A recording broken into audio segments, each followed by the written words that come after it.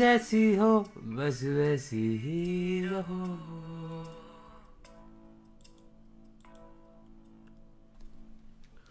Hello दोस्तों, part 3। सुन जरा मेरे पास आ, अब बैठे हैं हम भी यहाँ दिल के दरमियाँ। बारिशें हैं तेरी ही बातों पे मैंने सजा ली है दुनिया यहाँ दिल के दरमियाँ। बारिशें अब तू आती है बुलाती है बिस्तर से यूं गिराती है ये सोना बाहों में बस तेरी। जब बारिशें बरसती हैं बादल जैसे थिरकती हैं तुम जैसी हो बस वैसी ही रहो।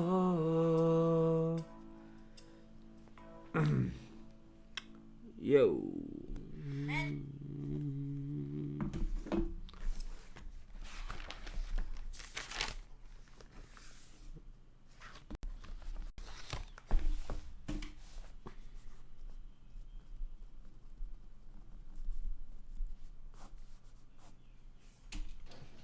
I've been multiplying matrices already, but it's certainly time for me to discuss the rules for matrix multiplication. And the interesting part is the many ways you can do it, and they all give the same answer. 3 by 3 matrix.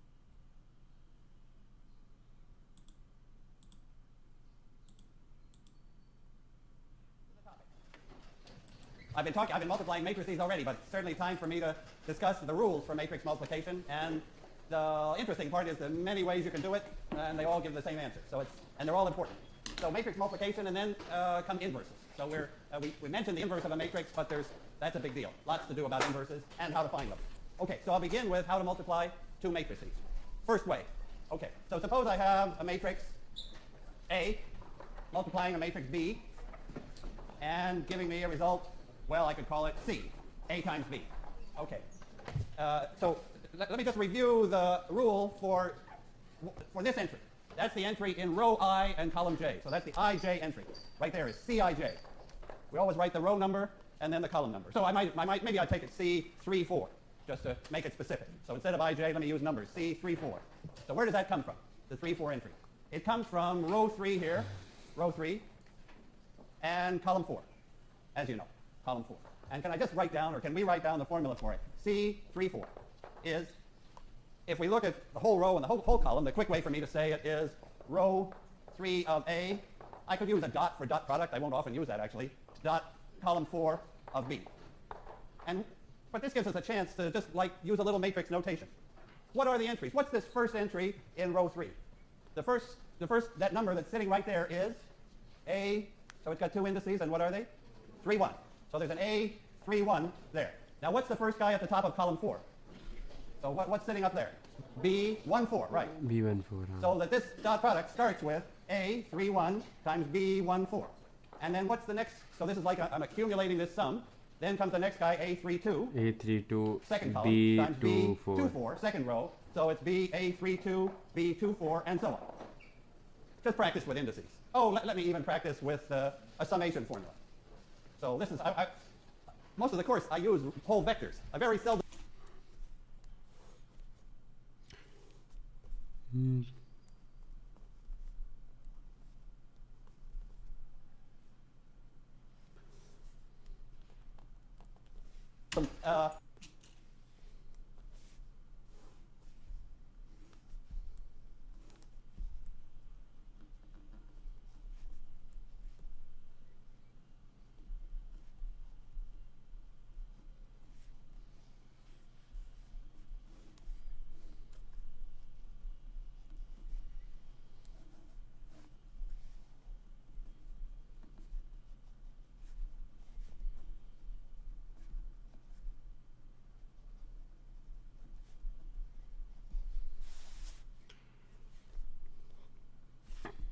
Get down to the details of these particular entries, but here we better do it. So it's some kind of a sum, right, of things.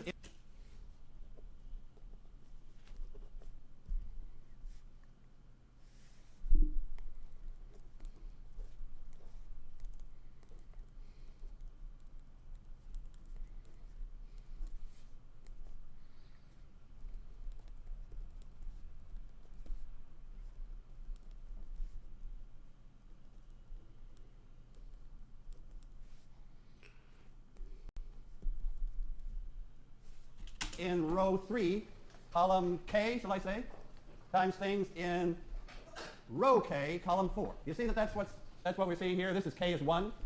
Here K is 2, on along, so up. So the sum goes all the way along the row and down the column, say 1 to n. So that's what the C34 entry looks like, a sum of A, 3K, B, K4. This takes a little practice to do that. Okay, and, well, maybe I should say, when are we allowed to multiply these matrices? What are the shapes of these things? The shapes are, if we allow them to be not necessarily square matrices. If they're square, they've got to be the same size. If they're rectangular, they're not the same size. If they're rectangular, this might be, well, I always think of A as m by n. M rows, n columns. So that sum goes to n. Now, what's the point? How many rows does B have to have? N. N. The number of rows in B, the number of guys that we meet coming down, has to match the number of ones across. So B will have to be n by something. Whatever, P. So the number of columns here has to match the number of rows there. And then what's the result? What's the shape of the result? What's the shape of C, the output? Well, it's got these same m rows, or it's got m rows. And how many columns? P. M by P. Okay. So there are m times p little numbers in there, entries, and each one looks like that. Okay. So that's the standard rule. That's the way people think of multiplying matrices. I do it too. But I want to talk about other ways to look at that same calculation, looking at whole columns and whole rows. Okay. So can I do A, B, C again? A, B equaling C again. But now tell me about, I'll put it up here. So here goes A again, times B, producing C.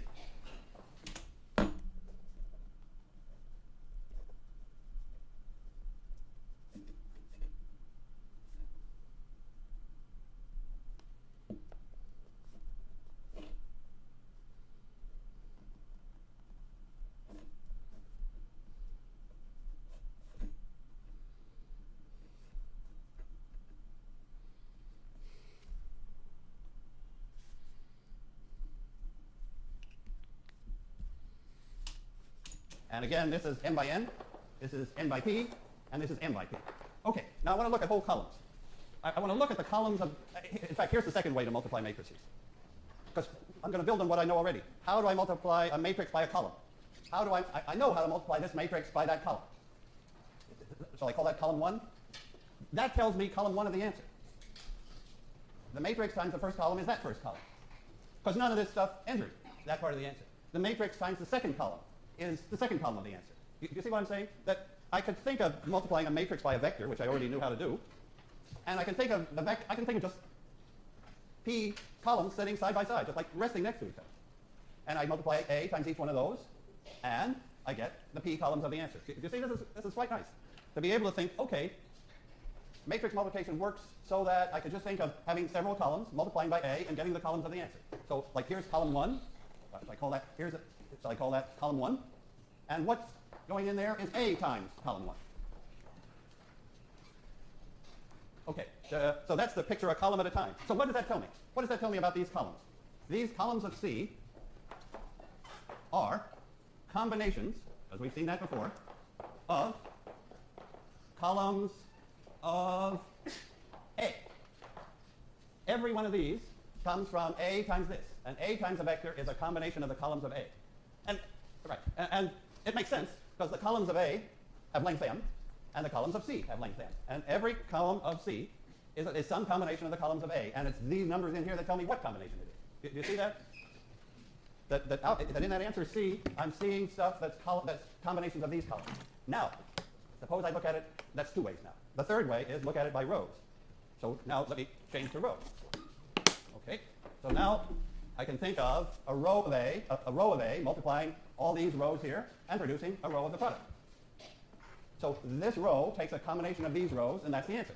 So these rows of C are combinations of what? B. Tell me about to finish that. The rows of C, when I have a matrix B, it's got its rows, and I multiply by A. And what does that do? It mixes the rows up. It creates combinations of the rows of B. Thanks. Rows of B. That's what I wanted to see. That this answer, I can see where the pieces are coming from. The rows in the answer are coming as combinations of these rows. The columns in the answer are coming as combinations of those.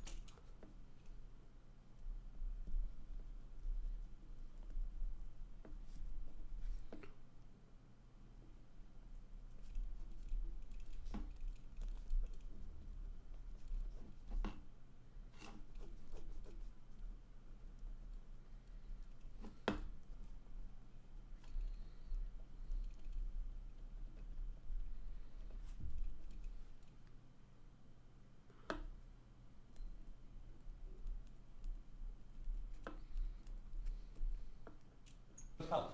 And now so that's three ways. Now you can say, okay, what's the fourth way? The fourth way, so now we've got like the regular way, the column way, the row way, and what's left? The one that I want to tell you about, well, one way is columns times rows. What happens if I multiply, so this was row times column, it gave a number. Okay, now I want to ask you about column times row. What does, if I multiply a column of A times a row of B, what shape am I ending up with? So if I take a column times a row, that's definitely different from taking a row times a column. So a column of A was, what's the shape of a column of A? M by 1.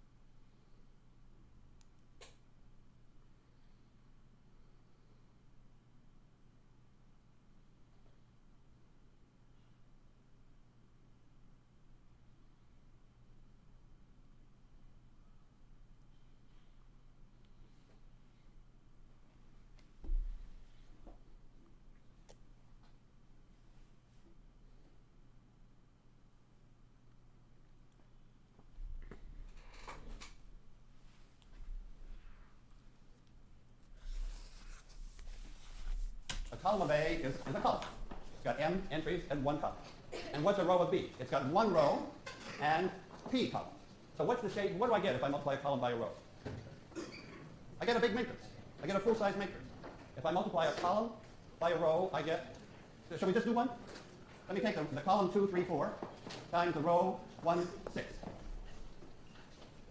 That is that product there. I mean, I'm just following the rules of matrix multiplication. Those rules are just looking like kind of petite, kind of small, because the rows here are so short and the columns there are so short, but they're the same length, 1 inch. So what's the answer? What's the answer if I do 2, 3, 4 times 1, 6, just for practice? Well, what's the first row of the answer? 212. And the second row of the answer is 318. And the third row of the answer is 424. Actually, I mean, that's a very special matrix there. Very special matrix. What can you tell me about its columns, the columns of that matrix? They're multiples of this guy, right? They're multiples of that one, which follows our rule. We said that the columns of the answer were combinations, but there's only to take a combination. Confuse कर रहा है मुझे फालतू में The rows of the answer. What can you tell me about those three rows? They're all multiples of this row. They're all multiples of 1, 6, as we expect. But I'm getting a full-size matrix. And now, just to complete this thought, if I have, now let me write down the fourth way. AB is a sum of columns of A times rows of B. So that, for example, if my matrix was 2, 3, 4, and then had another column, say 7, 8, 9, and my matrix here has, say, started with 1, 6, and then had another column like 0, 0, then here's the fourth way. Okay? I've got two columns there, I've got two rows there. So the beautiful rule is, seeing the whole thing by columns and rows, is that I can take the first column times the first row and add the second column times the second row. So that's the fourth way, that I can take columns times rows, first column times first row, second column times second row, and add. Actually, what will I get? What will the answer be for that matrix multiplication? Well, this one is just going to give a 0, so in fact, I'm back to this. That's the answer for that matrix multiplication. I'm sort of like happy to put up here these facts about matrix multiplication because it gives me a chance to write down special matrices like this. This is a special matrix. All those rows lie on the same line. All those rows lie on the line through 1, 6. If I draw a picture of all these row vectors, they're all the same direction. If I draw a picture of these two column vectors, they're in the same direction. Later, I would use this language.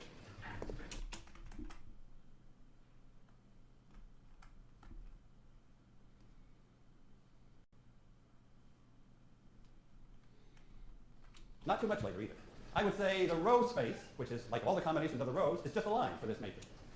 The row space is the line through the vector 1, 6. All the rows lie on that line. And the column space is also a line. All the columns lie on the line through the vector 2, 3, 4. So this is like a really minimal matrix. And it's because of these ones. Okay, so that's the third way. Now, even, will you take, this is, I want to say one more thing about matrix multiplication while we're on the subject. And it's this. You could also cut the matrix into blocks and do the multiplication by blocks.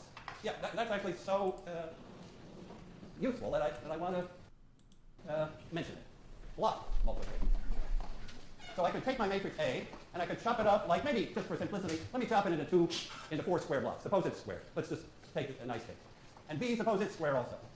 Same size. So these sizes don't have to be the same. What they have to do is match properly. Here they certainly will match. So here's the rule for block multiplication.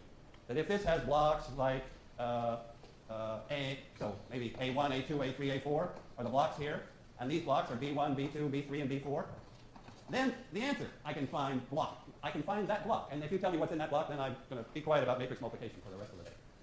What goes into that block? You see, these matrices might be like 20 by 20, with blocks that are 10 by 10, to take the easy case where all the blocks are the same shape. And the point is that I could multiply those by blocks. And what goes in here? What's that block in the answer? A1, B1. That's a matrix times a matrix. It's the right size, 10 by 10. Any more? Plus, what else goes in there? A2, B3, right? It's just like block rows times block columns. Nobody, I think, not even Gauss, could see instantly that it works. But somehow, if we check it through, all 5 ways we're doing the same multiplications. So this familiar multiplication is what we're really doing when we do it by columns times rows, and by blocks. Okay, I just have to get the rules straight for matrix multiplication. Okay. All right, I'm ready for the second topic, which is inverses. Okay, ready for inverses. And let me do it for square matrices first. Okay, so I've got a square matrix A. And it may or may not have an inverse, right? Not all matrices have inverses. In fact, that's the most important question. You can ask about the matrix. If it's square, if you know it's square, is it invertible or not? If it is invertible, then there is some other matrix. Shall I call it A inverse? And what's if A inverse exists? So this is if, there's a big if here. If this matrix exists. And it'll be really simple to figure out when does it exist. And then if it does exist, how would you find it? But what's the equation here that I haven't that I have to finish now? This matrix, if it exists, multiplies A and produces thanks, the identity. And actually, there's a little more to it, because normally, I mean, right now that's like a left inverse. It's sitting on the left of A. But an inverse for a square matrix could be on the right as well. So this is true too. That if I have it, in fact, this is something that's not easy to prove, but it works. That for square matrices, a left inverse is also a right inverse. If I can find a matrix on the left that gets the identity, then also that matrix on the right will produce that identity. For rectangular matrices, we'll see a left inverse that isn't a right inverse. In fact, the shapes wouldn't allow it. But for square matrices, the shapes allow it, and it happens. If A has an inverse. Okay, so give me some cases. Let's see, I hate to be negative here, but let's talk about the case with no inverse. So these matrices are called invertible or non-singular. Those are the good ones. And we want to be able to identify if we're given a matrix, has it got an inverse? Can I talk about the singular case? No inverse. All right. Best to start with an example. Tell me an example. Let's get an example up here. Let's make it 2 by 2 of a matrix that has not got an inverse. And let's see why.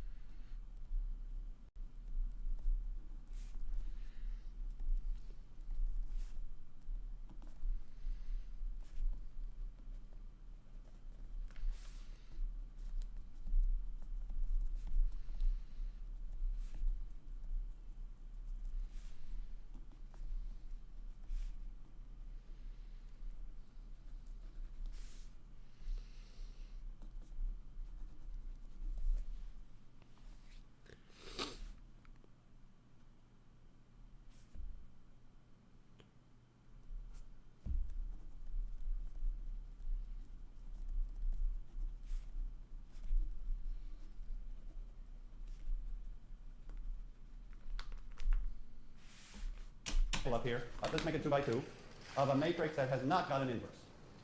And let's see why. Let me write one up. No inverse. Let's see why. Let me write up 1, 3, 2, 6.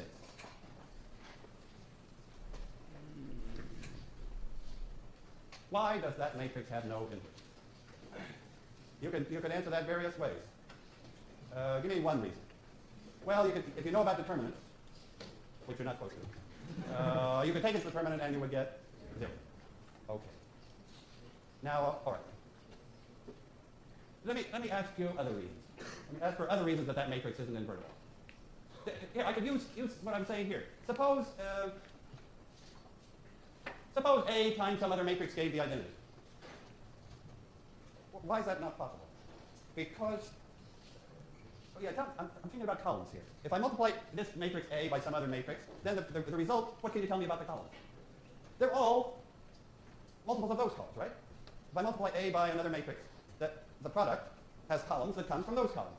So can I get the identity matrix? No way. The columns of the identity matrix, like 1, 0, it's not a combination of those columns. Because those two columns both lie on the same line.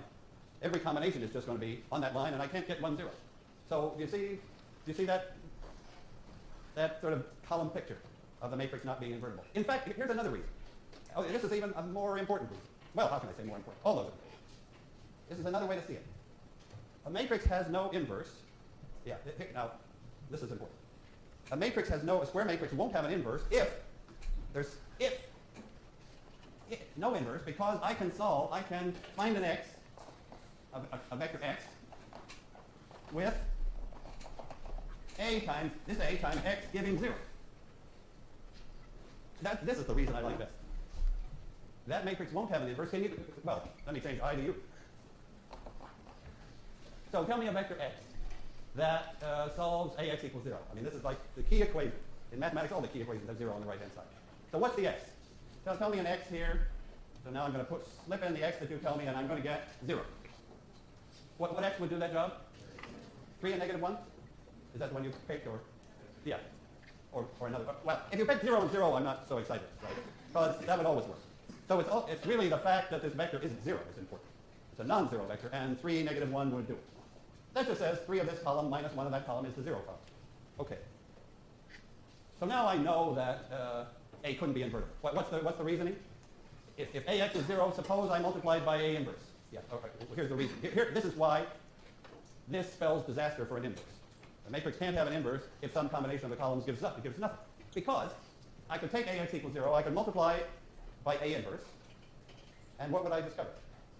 Suppose I take that equation and I multiply by, if A inverse existed, which of course I'm going to come to the conclusion it can't. Because if it existed, if there was an inverse to this dopey matrix, I would multiply that equation by that inverse and I would discover x is 0. If I multiply A by A inverse on the left, I get x. If I multiply by A inverse on the right, I get 0. So I would discover x was 0. But x is not 0. This guy wasn't 0. There it is, 3 minus 1. So, conclusions. Only take us some time to really work with that conclusion. Our conclusion will be that non-invertible matrices, singular matrices, some combination of their columns gives a 0 column. They take some vector x into 0, and there's no way A inverse can recover it.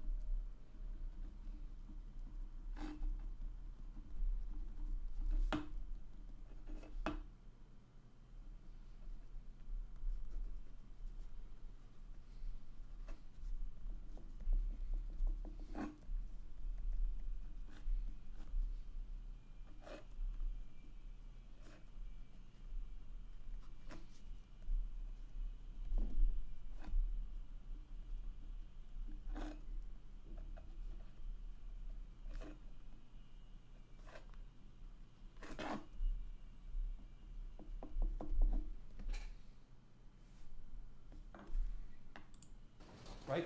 That's what this equation says. This equation says I take this vector x and multiplying by A gives 0. But then when I multiply by A inverse, I can never escape from 0. So there couldn't be an A inverse. Where here, okay, now let me take back to the positive side. Let's take a matrix that does have an inverse.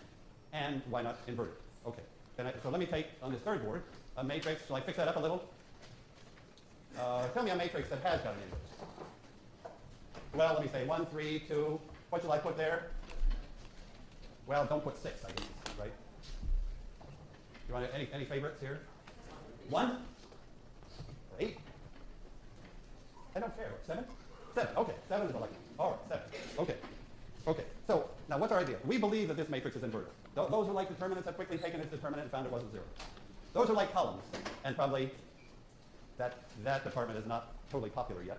But those are like columns. We'll look at those two columns and say, hey, they point in different directions. So I can get anything. Now let me see, what do I need? How am I going to compute A inverse? So A inverse, here's A inverse. And I have to find it. And what do I get when I do this multiplication? The identity. You know, forgive me for taking 2 by 2s, but it's good to keep the computations manageable and let the ideas come out. Okay, now what's the idea I want? I'm looking for this matrix A inverse. How am I going to find it? Right now, it's I've got 4 numbers to find it. I'm going to look at the first column. Let me take this first column, A, B. What's up there? What equation? Tell me this. What equation does the first column satisfy? The first column satisfies A times that column is 1, 0. The first column of the answer. And the second column, CD, satisfies A times that second column is 0, 1. You see that finding the inverse is like solving 2 systems. One system when the right-hand side is 1, 0. I'm just going to split it into 2 pieces. I don't even need to rewrite it. I can take A times, so let me put it here. A times column J of A inverse is column J of the identity. I've got n equations. I've got, well, 2 in this case. And they have the same matrix A, but they have different right-hand sides. The right-hand sides are just the columns of the identity, this guy and this guy. And these are the 2 solutions. Do you see what I'm doing? I'm looking at that equation by columns.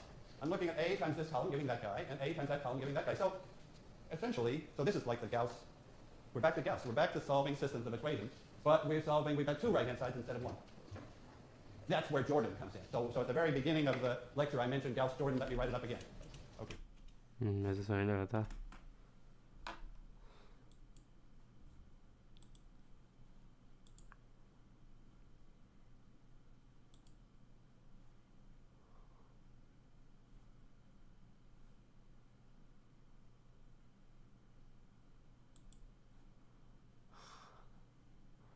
अब stage team खोल के बैठा हूँ.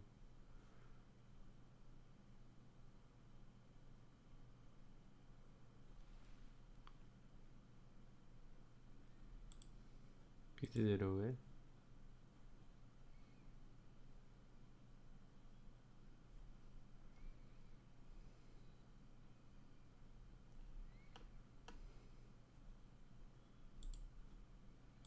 Here's the Gauss-Jordan idea.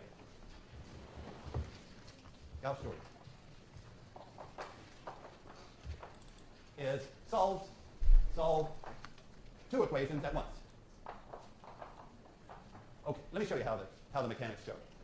How do I solve a single equation? So the 2 equations are 1, 3, 2, 7 multiplying AB gives 1, 0. And the other equation is the same 1, 3, 2, 7 multiplying CD gives 0, 1. Okay. That'll tell me the 2 columns of the inverse. I'll have the inverse. In other words, if I can solve with this matrix A, if I can solve with that right-hand side and that right-hand side, I'm invertible. I've got it. Okay. And Jordan sort of said to Gauss, solve them together. Look at the matrix. If we just solve this one, I would look at 1, 3, 2, 7. And how do I deal with the right-hand side? I stick it on as an extra column, right? You remember that's this augmented matrix. That's the matrix when I'm watching the right-hand side at the same time, doing the same thing to the right side that I do to the left. So I just carry it along as an extra column. Now I'm going to carry along 2 extra columns. And I'm going to do whatever Gauss wants, right? I'm going to do elimination. I'm going to get this to be simple, and this thing will turn into the inverse. This is what's coming. I'm going to do elimination steps to make this into the identity, and lo and behold, the inverse will show up here. Okay, let's do it. Okay, so what are the elimination steps? So you see, here's here's the identity, like stuck on, augmented on. Yeah. Did I? Oh, no, they weren't supposed to be switched. Sorry, thanks. Okay, thank you very much. And I've got them right there. Okay, thanks. Okay, so let's do elimination. All right, it's going to be simple, right? So I take 2 of this row away from this row. So this row stays the same, and 2 of those come away from this. That leaves me with a 0 and a 1, and 2 of these away from this. Is that what you're getting? After one elimination step, let me sort of separate the the left half from the right half. So 2 of that first row got subtracted from the second row. Now this is in upper triangular form. Gauss would quit, but Jordan says keep going. Use elimination upwards. Subtract a multiple of equation 2 from equation 1 to get rid of the 3. So let's go the whole way. So now I'm going to, this guy is fine. But I'm going to, what do I do now? What's my final step that produces the inverse? I multiply this by the right number to get up to there, to remove that 3. So I guess since this is a 1, there's the pivot sitting there. I multiply it by 3 and subtract from that. So what do I get? I'll have 1, 0. Oh, yeah, that was my whole point. I'll multiply this by 3 and subtract from that, which will give me 7. And I multiply this by 3 and subtract from that, which gives me a minus 3.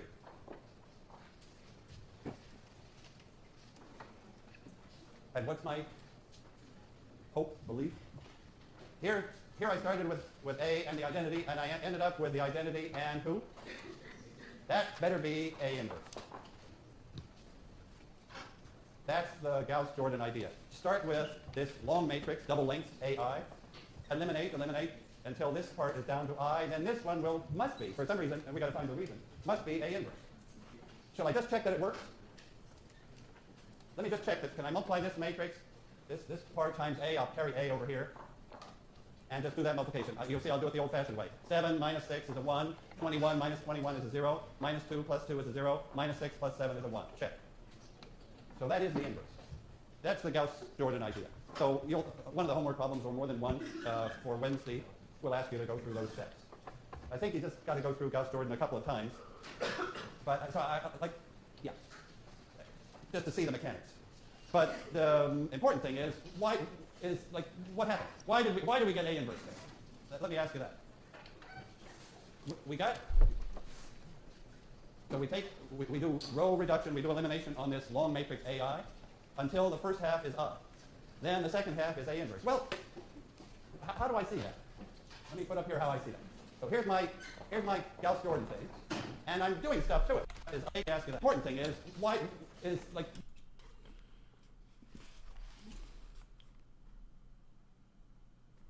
what happened?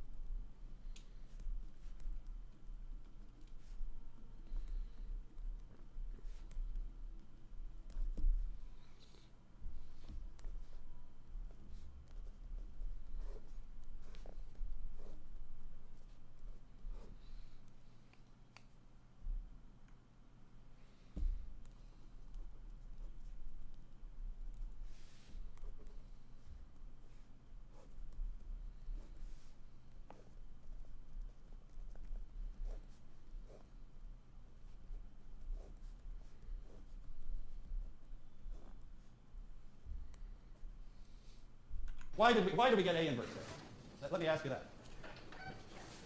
We do row reduction, we do elimination on this long matrix. How do I, until the first half is I. Then the second half is A inverse. Well, how do I see that? Let me put up here how I see that. So here's my Gauss-Jordan thing, and I'm doing stuff to it. So a whole lot of E's. Remember, those are those elimination matrices. Those are the things that we figured out last time. Yes, that's what an elimination step is in matrix form. I'm multiplying by some E's. And the result, well, so I'm multiplying by a whole bunch of E's. So can I call the overall matrix E? That's the elimination matrix, the product of all those little pieces. What do I mean by little pieces? Well, it was an elimination matrix that subtracted 2 of that away from that.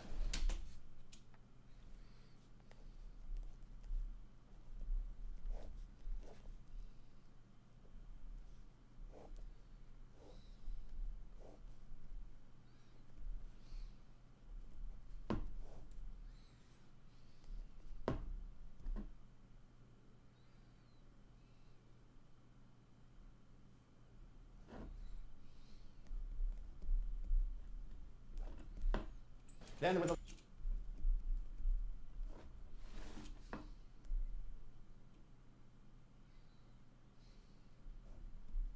elimination matrix.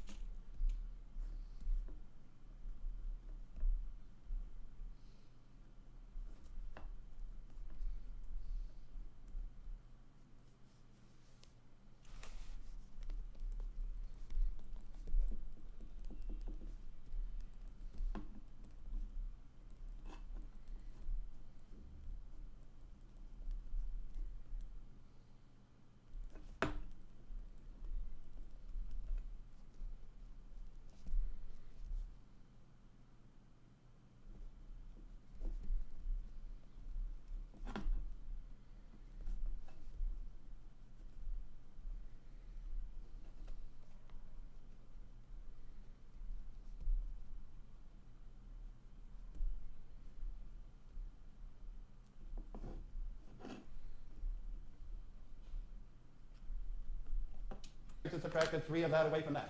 I guess in this case that was all. So there were just 2 e's in this case. One that did this step and one that did this step, and together they gave me an e that does both steps. And the net result was to get an I. And you can tell me what that has to be. This is like the picture of what happened. If e multiplied a, whatever that e is, we never figured it out in this way. But whatever that e times that e is, e times a is. What's e times a? It's I. That e, whatever the heck it was, multiplied a and produced I. So e must be, ea equaling I tells us what e is. Namely, it is E it's inverse. of a. Great.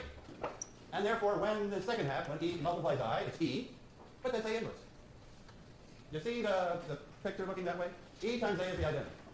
It tells us what e has to be. It has to be the inverse. And therefore, on the right-hand side, where we just smartly tucked on the identity, it's turning in, step by step, it's turning into a inverse. There is the statement of Gauss-Jordan elimination. That's how you find the inverse. We can look at it as elimination and solving n equations at the same time. And tacking on n columns, solving those equations, and up shows the n columns of a n. Okay, thank you. See you on Wednesday. छोरे उठने लग गए थे क्या पहले?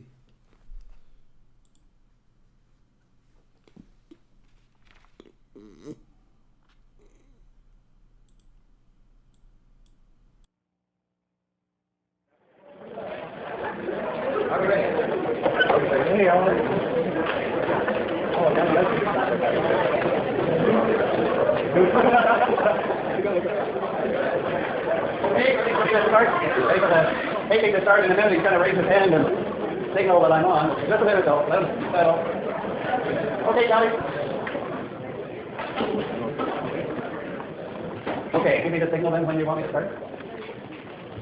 Okay, this is Linear Algebra Lecture 4, and the first thing I have to do is something that was on the list for last time, but here it is now. What's the inverse of a product? If I multiply 2 matrices together, and I know they're inverses, how do I get the inverse of A times B?